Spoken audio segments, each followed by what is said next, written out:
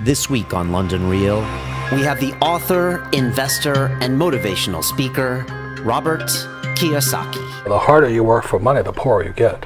I don't save money, I borrow money. The rich don't work for money, they work for assets. And today in America is the entitlement dream, that I'm going to get somebody to take care of me. I'm a hardcore capitalist. I should provide for myself. I don't want the government to take care of me. When people say it's un-American to not pay taxes, it's really un-American to pay taxes. I see a lot of relationships where they died, the marriage is dead. We have an agreement, if there's an upset in our relationship that's more than 45 minutes long, we call a therapist. So when I was in the Marine Corps one day in Vietnam, the warrior spirit left. I didn't want to kill anymore. Okay. It was over. London Real presents Robert Kiyosaki, Rich Dad, Poor Dad. I don't work for money, I work to solve problems.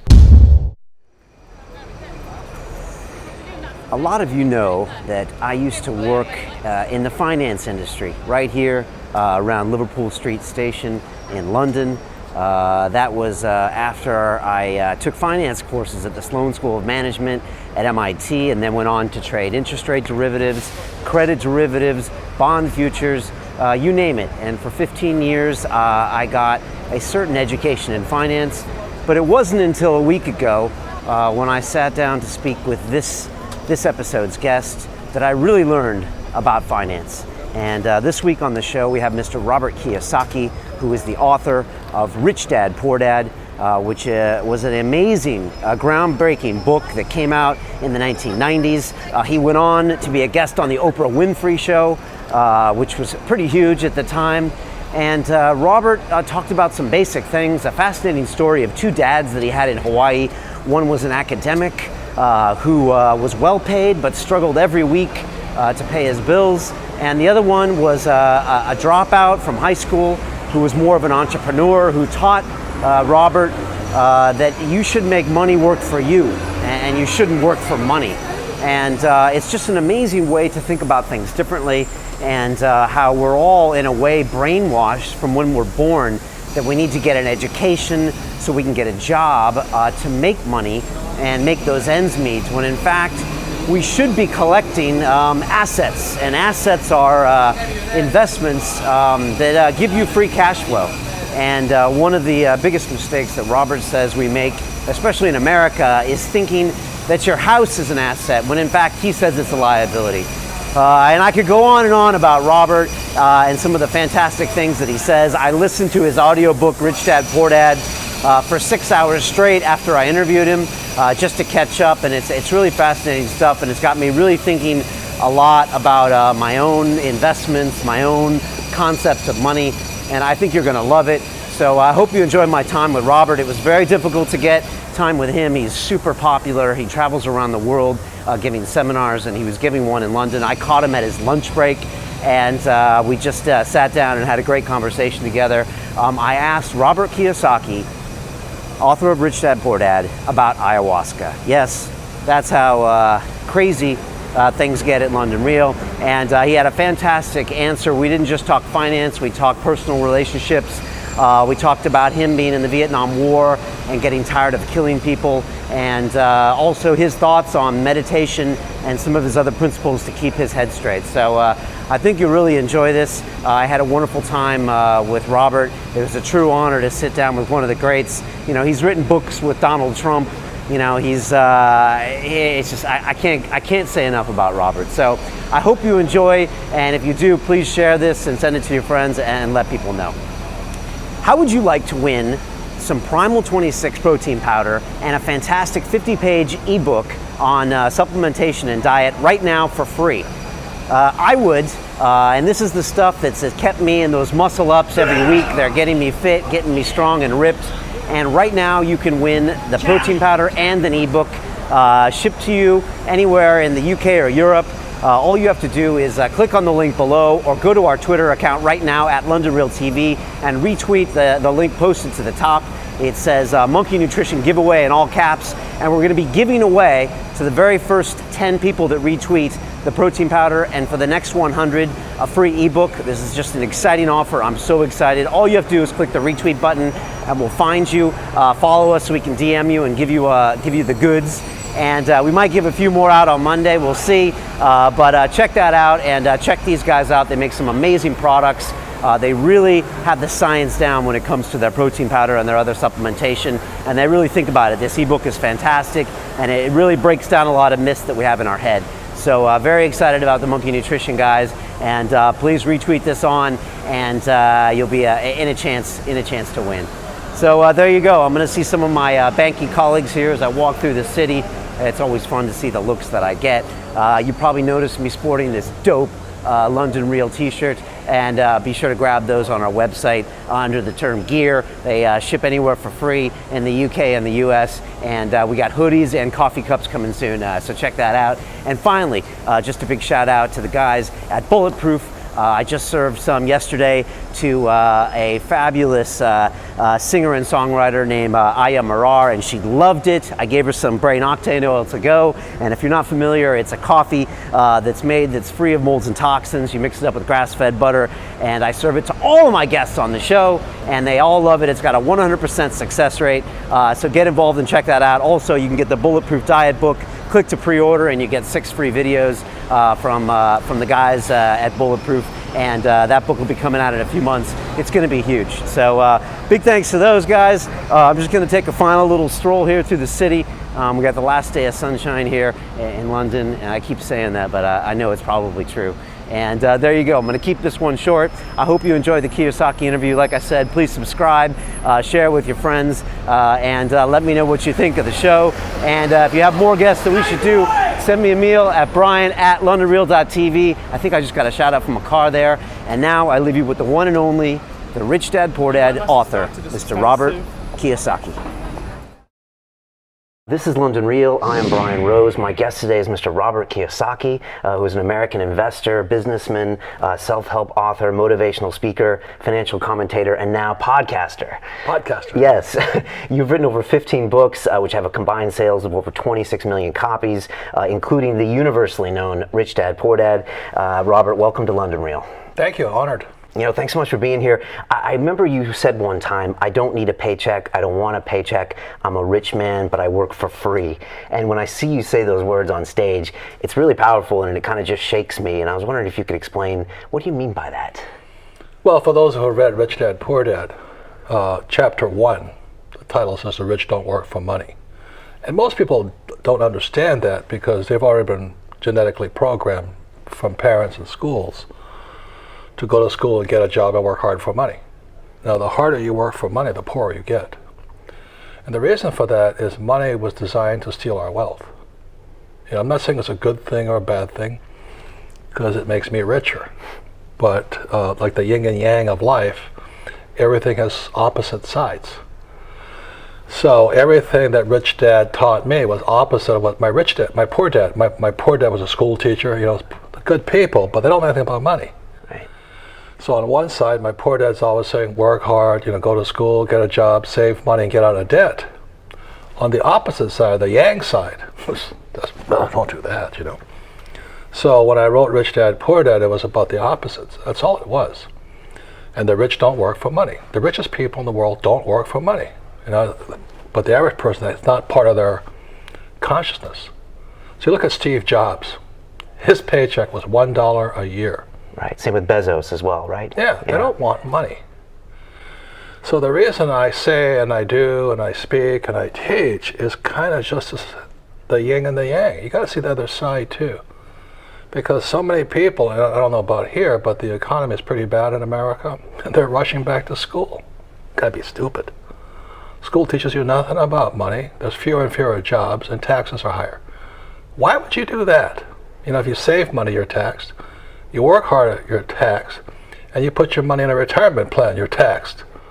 That's not that intelligent, but that's what they teach you in school. So it's opposite, and that's why I come up on stage and I talk about the opposite, just to open your mind a bit. You said that education is not putting stuff in, but pulling stuff out of your brain. You know, I have a 10-year-old now, and I'm looking around London for her secondary education. I'm looking at all these schools, and then I hear what you say, and I'm thinking, are they going to teach her the wrong things? Should people not go to school, or should they go to school questioning what they're being taught? Well, that's the most important thing. Question it. You see, if you just assume all schools are equal and all schools will do a good job, you're not doing your job as a parent. Obviously, you should question and then ask yourself, what does my child need to learn? So if you read Rich Dad, Poor Dad, they're not learning what my rich dad taught me, excuse me. You know, it's like, I don't want a job. Can you imagine being in high school? You know, I grew up in the 60s going, but I don't want a job. You know, and they go, and it violates all the Puritan beliefs. You gotta work hard, you gotta be a tax-paying person, but I don't want to do that. And in most schools, that type of philosophy or thought is not allowed. You know, I got spanked, scolded, thrown out of school for having what they call radical ideas. But again, I said, Steve Jobs made $1 a year, Bezos $1 a year. I don't want a paycheck. And I'm not giving the answer. I'm just saying, why don't they want a paycheck? And that's when you start to learn. When you ask the question, you start to learn. And as a parent, you got to ask yourself, what are they going to teach my child? Yeah. You know, will they damage my child or will they educate my child? Education comes from the Greek word educe. Educe means to draw out of a person. But what schools too oftentimes do is they put in, not draw out. So they're kind of giving her a subconscious message that you're doing all this training so you can work for someone someday. And that's you know, what I think. right, and buy a house. I didn't want to do that. Right, okay. And buy a house that's not an asset, but a liability. Yeah. And work up these school loans, and then you pay them off. And it's almost, I don't know, I guess it's not a slave mentality, but it really is this. It's a paycheck mentality. A paycheck mentality. Look at the other side. They say, don't get into debt. I'm in debt up to my eyeballs. Right. You know? Because as a businessman, you want some leverage. Well, there's good debt and bad debt. See, bad debt is debt I have to pay for. So my house, I have to pay for it. So it's bad debt. Mortgage is bad debt. At the same time, I have about $300 million in debt. But it's good debt because my tenants pay it off. My landlord. So I'll say it again. So good debt is debt that somebody else pays off for me. Right. And so that was the lesson of Rich Dad, Poor Dad. And the way my rich dad began teaching me when I was age 9 was just playing Monopoly. You know, 4 greenhouses, 1 red hotel. Love that game. Yeah, today I own red hotels, you know. And I go back home, and my family, they're all school teachers. They say, oh, Robert, have you found a job yet? I go, no. Oh, too bad, too bad. You see, they can only see one side of the yin and the yang. Right. The rich are the other side. My point is, the reason it's hard for the poor and middle class to get rich is because the philosophy, the thoughts, the actions, the education is opposite. I don't save money, I borrow money. Okay, once you understand that, I go, why would he do that? Well, if I can borrow money, I never have to say I can't afford it. You know, I can afford anything I want as long as I can borrow for it. So debt is good, but it takes education. Okay. You said once that inside every one of us is a poor person. Inside every one of us is the one that goes to the supermarket and thinks, oh, I better buy the cheaper this or buy the cheaper that. Yeah, me too. Okay. And like I'm in this hotel. Right. And they want $8 for a bottle of water. I said, I'd rather drink tap water than pay $8. You know, I mean, and I can afford the $8. It's just insulting that they want $8 for a bottle of water. Right. But you're saying that mentality can hurt you as well because it puts you in a frame of conserving my income as opposed to going out. It's just being conscious. Okay. You know, being conscious of who is talking at this moment. Is it the poor person? Right. So like it really was last night, my wife and I got checked in our hotel room and said, want a bottle of water. I wanted to pay $3 for the bottle of water, but not $8. You know, so there was a battle going on between the rich person and poor person inside of me. Finally, the poor person won. So I'm going to drink tap water, even though it kills my health. And I go through the same problems anybody else does. Right. And then that poor person is the conservative person, the person that doesn't want to take risks, the one that wants to conform. That's more the middle class. Oh, that's middle class. Okay. So the middle class person middle class believes in a big paycheck, good education, job security, and a pension. You know, so they, like when I was a Marine pilot, most of my friends stayed in the Marine Corps not because they loved the Marine Corps, but it was a good pension. And I said, well, that's not very spiritual, you know. Or most school teachers want the steady paycheck. Now, my point of view is, psychically, that's what they broadcast onto a child. Right. So if the teacher believes in a steady job, a steady paycheck, and no risk, and job security, any idea a child may have, like your child may say, well, I don't like that idea. They get crushed. Right. Okay, that's the risk. Okay. And also subconsciously they're getting this message that these people are happy to kind of have these jobs for life and collecting these paychecks, and yeah. And then when I say, well, Steve Jobs gets paid $1 a year, it doesn't compute because it's not inside their little box. Right, right. You know, outside the box thinking, well, that's not possible, you know. Right. You know, you go around the world, you give up and you give these huge talks. I know your parents always said it was important for you to be of service. And is that something that's always on your mind? Oh, yeah. Because you don't have to do this. I mean, you could stay in Arizona, you know, you've got your books and everything. Do you feel like that's something we all need to do?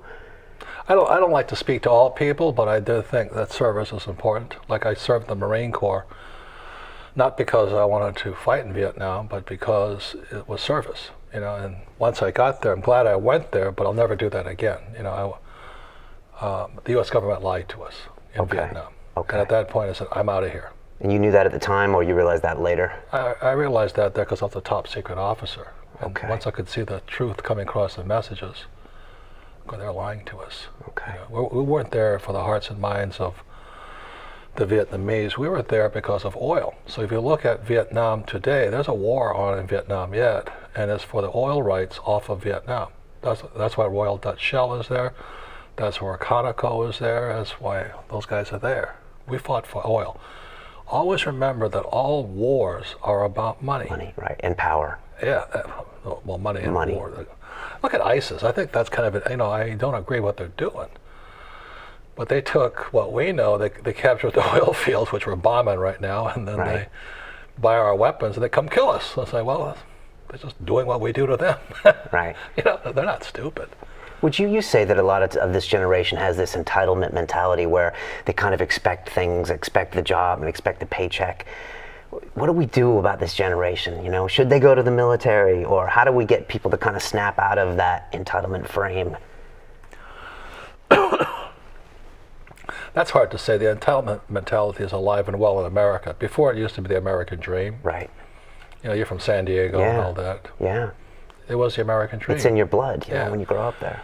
And today in America is the entitlement dream, you know, that I'm going to get somebody to take care of me. You look at America today, 47% don't pay any tax. Now, I'm not saying it's good or bad, because the rich don't pay tax either. Right. But what's happening in America, as you know, is that the government should take care of me, which is socialism. And I'm not saying one is right or wrong, but I'm a hardcore capitalist. You know, I think I should work for my money. I mean, I should provide for myself. I don't want the government to take care of me. So it's just philosophies at war right now. Right.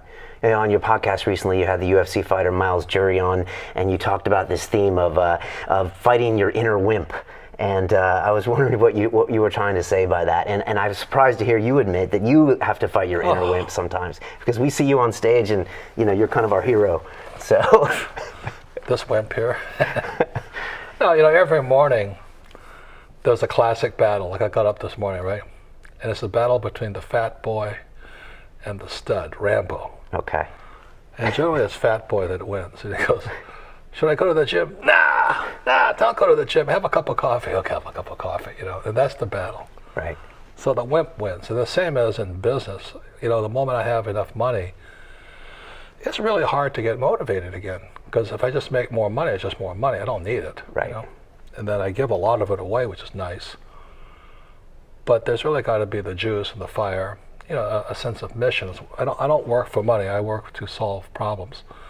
And the biggest problem I see in this economic crisis is lack of financial education. And it starts at the top. Excuse me.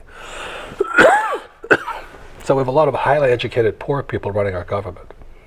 President Obama is one of them. Right. He's a poor man who's highly educated. I'm not saying he's a bad man. Right. But his philosophy is a poor man's philosophy. And he's very academic, right? Law degree, yeah, etc. like my poor dad. Like your poor dad, right? We had this guy, George Bush, who was a rich kid born with a silver spoon in the mouth. Now, he's stupid too. I mean, how can he lose an oil company? You know what I mean? His daddy gave him an oil company. He lost it. That's almost impossible to do. You know what I mean? So I look at who's running our country, and they go, and then I have this guy Clinton. He's doing the real thing in the office called the White House having sex, and he lies about it. I'm going, God, what is that teaching our kids, So our leaders are not necessarily leaders, they're kind of disappointing. Do we need to start teaching financial education in, 8th grade or 5th grade or 4th grade? Do we need to have small business classes when children are young? Well, the good news is happening. It is slowly, right? Yeah, CNN, this is the way it works, okay? It takes 50 years for a new idea to enter the school system. 50 years. 50, wow. Yeah. Same as construction industry. It's a very slow industry. Construction, you have a new idea like, do X, Y, Z. It's 50 years before it's fully implemented. Now, in technology, look at these cameras around us. It's about 18 months. Right. So different industries have different, what they call lag times. So education and construction are the longest lag times. So I wrote my first book in 1992, and the title was, If You Want to Be Rich and Happy, Don't Go to School. Now the reason I did that was just to start the clock. The moment I published that book, and it was trademark and all that legalized trademark, the 50 years began. That's kind of my logic. All right. So now it's, let's say, 2014, we're now at 10, 20, 30 years into it. Right. So the clock is now starting to run. So I know another 20 years, there'll be financial education in schools. Everybody will say, well, why didn't we do that? It's so obvious. Right. But today it's not obvious. Right.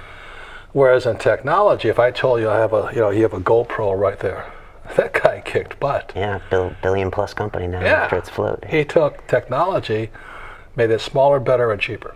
Right. That's what we're supposed to do as entrepreneurs, make it smaller, better, cheaper. That's why the web is kicking ass right now, because it's smaller, better, cheaper than mainstream broadcasts like the BBC or ABC. So we're in this world of complete upheaval today because technology is changing the world. Yeah. Well, our tagline is we're putting the BBC out of business. That's good business. So now we're broadcasting and independent media. Oh, because they're not doing what the people want. Right. It's too expensive. It's too slow. It's too cumbersome. Yeah. It's a bloated kind So of. GoPro, man, you just strap that baby on and you're into the world. I'm not tech savvy, but I love the idea. Yeah, those are fantastic. We love them.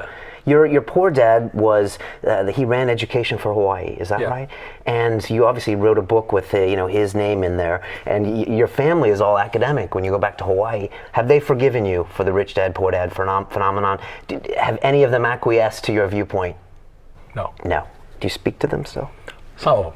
Okay. I am basically the black sheep of the family. Black sheep still. Well, like I said, I go home today, and my family have no idea what I've done, and they still ask me, have you found a job yet? Still ask you that? Yeah, Okay. and when I say I don't want a job because I take a paycheck, well, what's wrong with a paycheck? You see, in their mind, that is their world. And what we call it the paradigm shift or the paradox of life is sometimes what you think is true is not true. But in my mother and father, my uncles and aunts, my cousins, they all think they have to have a paycheck. And the richest guys in the world don't have paychecks. Right. That's the paradox. Right. Well, you said it's the most exciting time to be alive right now for young people. There's so many opportunities. You speak to entrepreneurs like today. What is the most common sticking point you see from entrepreneurs when they come to you? What do you see right away that they're just not doing? Well, I think the most important thing is that they're working for money. Because that Rich Dad Poor Dad, just go to chapter 1, the rich don't work for money. Then the question is, well, if they're not working for money, what do they work for? But too often they just he's just saying that, but they never go into study and figure what the heck is he saying. So the answer, I'll give people the answer, is the rich don't work for money; they work for assets. An asset produces cash flow, not a paycheck. Cash flow is not taxed; paychecks are taxed. Right. The guys that pay the highest tax are the self-employed, small business guys. But they keep saying, well, he says don't work for money, but I have a business. You've got to convert your cash into an asset, not the stock market, into an asset. So I have a friend, 50 years ago, he's an old guy now, but he was like 12, 15. His grandmother gets him chickens. And so he started producing brown eggs, you know. Yeah. This is in the States. And he started selling his eggs. Then one day he decided to sell a chicken. Then he was out of eggs. I see. He cognized, he says, if I kill chickens, I don't have eggs. But if I reinvest my egg money into more chickens, I have more eggs. And which came first, the chicken or the egg? You know what I mean? Yeah. He realized the egg has got to come first. So today, he is in his 60s or 70s. He produces 10 million eggs a day. And his whole focus is to serve more people and produce more eggs. So now he has huge acres of chickens producing eggs, shipping eggs all over the U.S. The guy is a multi-billionaire because he's not only selling chickens, he's selling feathers, fertilizer, all because he saved the chicken. Right. So he understood the concept of an asset there. Yeah, the chicken was the asset. Okay. Excuse. You know, your famous quadrant system is all about minimizing tax. And like you said, self-employed people, the ones that start businesses in this country, shouldn't be the highest taxes in my brain. But some people say it's un-American not to pay taxes. What do you say about that? Well, because they don't know what they're talking about. See, America, we're here in England today. Yes. Do you remember just recently in Scotland there was a yes or no vote? Yeah. Yes to go independent, no to stay with England. Well, America went through the same yes or no vote back in 1776. They said, hey, screw you, England. We're not going to pay your taxes anymore. That was the no vote, right? Yeah. It was, and then that was a terrible thing called the American Revolution. And, you know, once the revolutionaries were just a small group. They weren't a majority, but they kept fighting. Under George Washington, they kept fighting. And a lot of Americans fought the revolutionaries. They fought George Washington. But when George Washington won, I think about 400,000 were kicked out of America. You know, they said, you guys went against the colonies, out of here. So when people say America, it's un-American to not pay taxes, it's really un-American to pay taxes. Because America was founded on no tax basis. Right. There was no federal income tax until the 1900s, right? 1913. Right. Well, 1916. So when you avoid taxes, you've said you're doing what the government wants you to do, and that's why there's tax incentives. Yeah. For example, if I'm an employee, I pay higher taxes than being an employer. Right. So the more employees I have, the less tax I pay. Now my employees get all upset. Well, how can you not pay tax? Well, the reason is government wants jobs. So an entrepreneur, creates jobs. So because I create jobs, I get tax break. They also want me to produce housing. So my wife and I have about 4,500 housing, low-income housing. We get massive tax breaks for that. Free money, basically. The other thing we invest in is food. We invest in farms and all that. Because we produce food, we get tax breaks. Government wants food. And the other thing is oil, because oil is energy. People say, well, the greenhouse effect. Well, oil is used in plastics and everything around us. Oil is used, fertilizer. So because the tax programs are stimuluses for entrepreneurs to do certain things, we pay no tax. But if you do what the government doesn't want you to do, which is have a job and work hard, they tax you. Okay. If you save money, you're taxed. You go into debt, you're not taxed. Think about that one. I've never heard anyone present it the way you do. It's when you draw that quadrant, you're like, what is going on? I am the fool. Well, it's yin and yang, the yin and the yang. There's always one side. The hard part for the poor and middle class is the rich are opposite. When I'm saying I don't pay tax, they think I'm criminal, but I'm not. I can only do it because the government grants me the power to do that, because I'm doing what the government wants me to do. See, I drive my car like anybody else, but I also have about 400 oil wells, so I produce oil. And I get huge tax breaks for oil. Because if there was no oil, the economy would collapse. No, the greenies go nuts, but let them create solar power, and then you won't be arguing with me. But you've been talking about going inside yourself and looking inside yourself about what you want. I think you've been talking about meditation since the beginning, and you've been talking about how someone needs to find their element to figure out what they're going to do. And it's something that's come up on our show every now and then. Have you ever thought about, this latest fascination with ayahuasca or these psychedelics, about people going inside their brains? And like you said, you shouldn't be as scared of what's inside your brain, but so many people lock that trauma deep inside. Have you thought about any of that, and do you think that's appropriate for anyone to explore? Well, I don't know really what ayahuasca is and all this, Okay. but I'm constantly going into my subconscious. And it's like, I don't do drugs. I never did LSD. I thought about it, but I didn't do it. In the 60s, and you didn't. Yeah, but I just wanted to find out what's in there. So I have specially trained people who guide me into my subconscious. It's Pandora's box in there, man. It's alive and well. Yeah. It's wacky. It is. It's wacky. Yeah. Some people are scared of their own brain. Yes, and they should be. Right. You be careful if somebody messes with your brain. But for about 30 years now, I've just been digressing into it. So I go into it, and I don't know if it's true or not, but it's like a movie goes off when I'm in my subconscious. I think that's where your dreams come from also, And so I don't really know about past lives and all that stuff, but I've experienced them when I go back in time, I find out why I'm upset about something. I found, my partners in business, I'm all upset with one of them, so I go into it, I find out what the upset's about. It has nothing to do with them. They just triggered the upset in me. It's you. It's an issue you're dealing with yourself. The pain's in here. Right, and you lash out on someone on the surface. So like my wife, I don't know how she's put up with me. You love the one you're with, but a lot of times you beat up the one you're with too, because my wife sees the worst side of me too. So that's why the biggest lie I ever told, and they lived happily ever after. There's no such thing. Because you see the best and the worst of a person.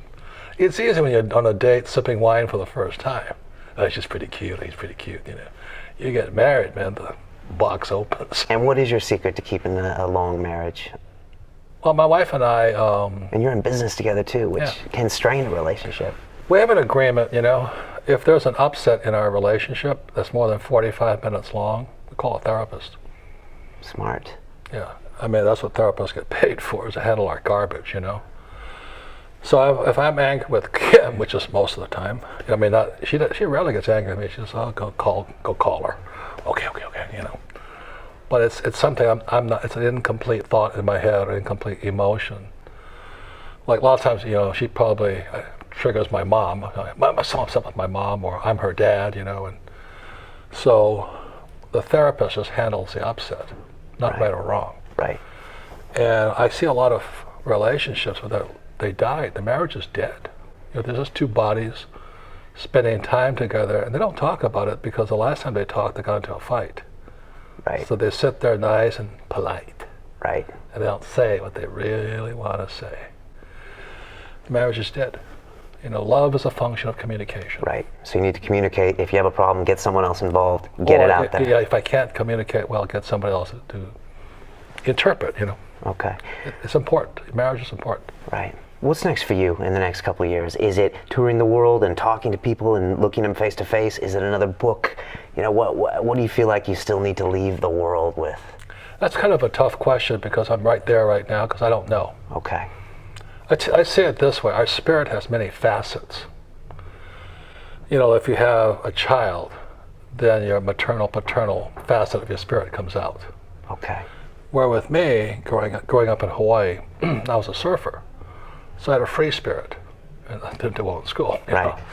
Surfing all the time, and then I went into the military, 4 years of military school and 6 years of the Marine Corps, and it developed the warrior spirit. Now the problem is when that warrior spirit comes back into the real world, it doesn't do well. So then I had to take all that spiritual energy of the warrior spirit and divert it into the entrepreneur spirit, because corporate world is another spirit. So when I entered the corporate world for Xerox, I thought I died and went to hell. I just couldn't play the games. I'm glad they do. Right. I'm going to get a promotion. Someday I'll be vice president. Fake. Okay. Well, for me it would be. For them, they love it. Like some people like soccer, some people like rugby. It's just, I love rugby because there's more contact. Right, right. Soccer, there's contact too, but I just don't understand. I can't punch the guy. Okay, okay, So it's a different facets to our spirit. okay. So, You know, so when I was in the Marine Corps, Yeah. one day in Vietnam, the warrior spirit left. I didn't want to kill anymore. It was Okay. over. okay, And that's another problem began because I had to fight some more. You know, my job was to kill people. And that's when a lot of problems began because my spirit evolved out. My body was still there. And I didn't want to do it anymore. okay, So you understand what I'm saying? So Yeah. we all get to these points where it's time to move on. okay. Spirit says, hey, done enough, move on. Okay. Speaking of moving on, you're heading out to the stage now. Robert, thanks so much for your time. I really appreciate it. Thank you. As we say on London Real, it's about the journey, and I wish you well on yours. Thank you. Thanks very much, man. All right, Thank take you. care. Good luck to you. What we call reality is in fact nothing more than a culturally sanctioned and linguistically reinforced hallucination.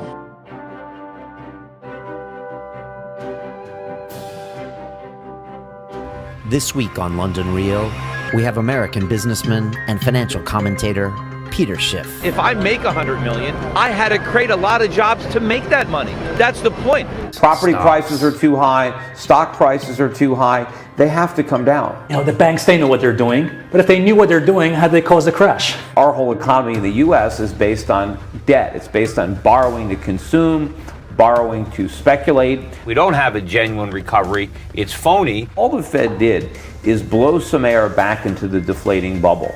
People should make themselves more aware of what they need to do so they don't end up losing their pension, end up losing all their savings. We're starving Main Street for capital while we're propping up Wall Street. Relying on hope is not a strategy.